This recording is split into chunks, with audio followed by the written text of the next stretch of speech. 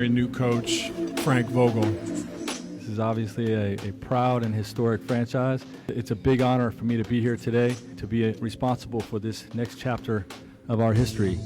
I see a lot of promise, a tremendous amount of promise with what we can be.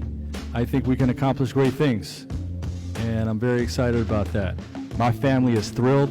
This is an amazing place to be, and for us to have the opportunity now to move here and live here and be part of everything I talked about with the Lakers organization, very exciting. You're just going to have to wait and see, okay? But you're going to be